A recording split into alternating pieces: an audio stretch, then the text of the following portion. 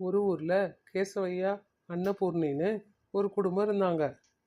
அவங்களுக்கு 2 பசங்க. இவன் தான் பெரிய பையன் ஹரி, இவன் தான் சின்ன பையன் கிரி. ராகவையா ஃபேமிலி கொஞ்சம் ரிச் ஃபேமிலி. அவங்களுக்கு ஊரில் கொஞ்சம் நிலமும் ரைஸ் மில்லும் இருந்தது. பெரியவனுக்கு அதிகமாக படிப்பு இல்லாததால் அவங்களோட நிலத்தை பார்த்துக்கிட்டான். ஆனால் கிரி டிகிரி வரைக்கும் படித்ததால் ராகவையாக்கு அப்புறம் ரைஸ் மில்லை அவன் தான் பார்த்துக்கிட்டான்.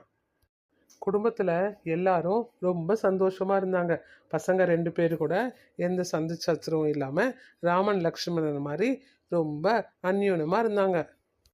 இப்போ இப்படி இருக்க 2 பேரும் நாளைக்கு கல்யாணம் ஆனதுக்கப்புறம் கூட சந்தோஷமாக இப்படியே ஒன்றா எல்லாரும் இருக்கணும்னு ராகவையாவுக்கு ரொம்ப ஆசை. எல்லாரும் கூட்டு குடும்பமாக இருக்கணும்னு அவர் ரொம்ப ஆசைப்பட்டாரு. ஒரு நாள் ஹரி நிலத்துல வேலைக்காரங்களை வச்சு வேலை பார்த்துட்டு இருந்தான். அதில் வேலை பார்க்குற ஒரு அம்மா ஹரிக்கிட்ட இப்படி கேட்டாங்க. என்ன பாரி, நாங்க இன்னும் உனக்காக எத்தனை நாள் காத்து இருக்கிறது?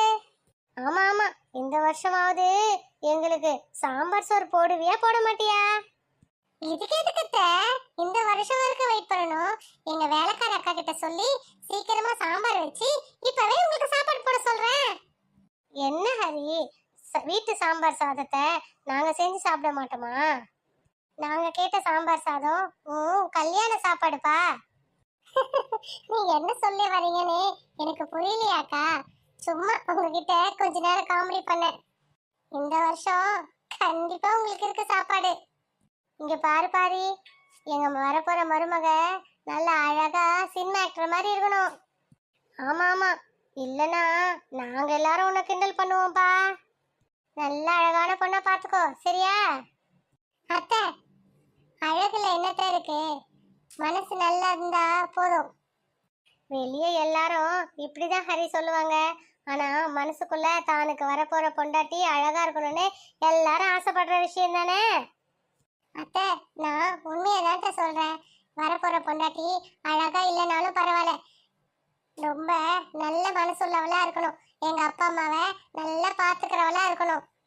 வீட்டுல எந்த ஒரு பிரச்சனை இருந்தாலும் அதை வெளிக்காட்டாம இருக்கிற பொண்ணுதான் வேணும். வீட்டு பிரச்சனைய வெளியே சொல்லாம அனுசரிச்சு போகணும். பரவாயில்ல பரவாயில்ல, ரொம்ப யோசிச்சுதான் வச்சிருக்க. உன் ஆசை தீரதெல்லாம் ரொம்ப கஷ்டம்ப்பா.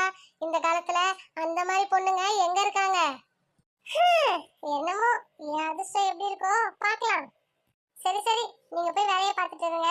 நான் கொஞ்சம் ரைஸ் மில் வரைக்கும் வேலை இருக்கு, நான் போயிட்டு வரேன். என்ன பாரி, ஒரு வேலை கூட உன் தம்பி கிட்ட பேசாம இருக்க முடியாது போல இருக்கு உன்னால. இப்ப நீங்க 2 பேரும் சந்தோஷமா இருக்கிறது பார்க்க நல்லதா இருக்கு. நாளைக்கு கல்யாணம் ஆனதுக்கு அப்புறம் அப்படி இருக்க முடியுமா? அதெல்லாம் ஒண்ணும் இல்ல அத்தை. என்னை பத்தி என் தம்பிக்கும் என் தம்பியை பத்தி எனக்கும் நல்லா தெரியும். எங்க 2 பேருக்கும் எப்பவுமே எந்த பிரச்சனையும் வராது. நாங்க 2 பேரும் ராமனும் லக்ஷ்மணன் மாதிரி சேர்ந்தே இருப்போம். ஹரி, நாங்க சொல்றது உன்னை பத்தியும் தம்பியை பத்தியும் இல்ல, வரப்போற உங்க பொண்டாட்டிங்களை பத்தி. ஒரு வீட்டுல 2 பொம்பளைங்க ஒன்னா சேர்ந்தா வரப்போற பிரச்சனைய பத்தி நாங்கெல்லாம் உனக்கு சொன்னா புரியாதுப்பா. சீக்கிரமா உனக்கே புரியும். என்ன நடக்க போகுதுன்னு நீங்களே பாப்பீங்க. சரி அத்தை, நீங்க போய் வேலையை பாருங்க, நான் மில்ல வரைக்கும் போயிட்டு வந்துடுறேன். ரைஸ் மில்லில் கிரி கணக்கு பார்த்துட்டு இருந்தான். அப்போ கணக்கு புள்ள அங்கே வந்தார்.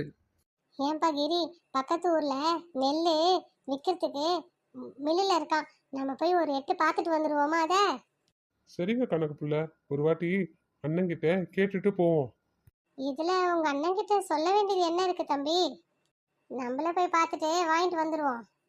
இங்க பாருங்க கணக்கு புள்ள, நான் எங்க அண்ணன்கிட்ட சொல்லாம எதையுமே செய்ய மாட்டேன்னு உங்களுக்கு நல்லா தெரியும். அதுவும் இல்லாம இந்த நெல் விளைச்சல் எல்லாம் பத்தி என்னை விட அண்ணனுக்கு தான் நல்லா தெரியும்.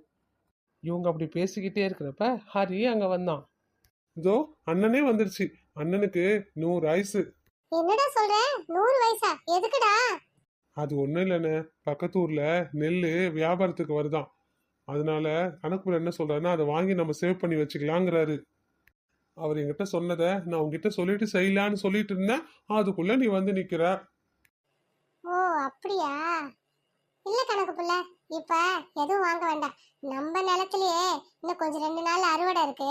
அப்புறம் நெல்லெல்லாம் காய வச்சு நான் மூட்டை கட்டி நம்மளுக்கு மில்லுக்கு நம்மள்தே அமுச்சு வைக்கிறேன். ம், சரிங்க தம்பி. அப்படின்னு சொல்லிட்டு கணக்கு புள்ள அங்கேருந்து போயிட்டாரு. அண்ணே இப்போ நீ காலியாக தானே இருக்க, கொஞ்ச நேரம் நில்லுண்ணே. கொஞ்சம் கணக்கு வழக்கெல்லாம் சொல்ல வேண்டியது இருக்கு, அதெல்லாம் சொல்லிடுறேன், நீ கடைன்னு கேட்டுடு. டேய், இது என்னடா புது பழக்கம்? இது வரைக்கும் உங்ககிட்ட எப்பனா நான் கணக்கு வழக்கெல்லாம் கேட்டிருக்கேனா? என்ன புதுசா கணக்கு வழக்கெல்லாம் சொல்லிட்டு இருக்க? அண்ணே மில்லு கணக்கெல்லாம் நீயும் தெரிஞ்சுக்கிட்டுனா நல்லது தானேண்ணே. டேய், அந்த கணக்கெல்லாம் எனக்கு வேண்டாம். சரி, உனக்கு ஒரு விஷயத்த சொல்ல மறந்துட்டேன். இதுக்கு முன்னாடி என்ன நடந்தது தெரியுமா? அப்படின்னு உடனே நிலத்துல நடந்ததை ஹரி கிரி கிட்ட சொன்னான். அதை கேட்ட கிரியும் நல்லா சிரிச்சான். அண்ணே அவங்களுக்கு சரியான பதிலடி கொடுத்தனே.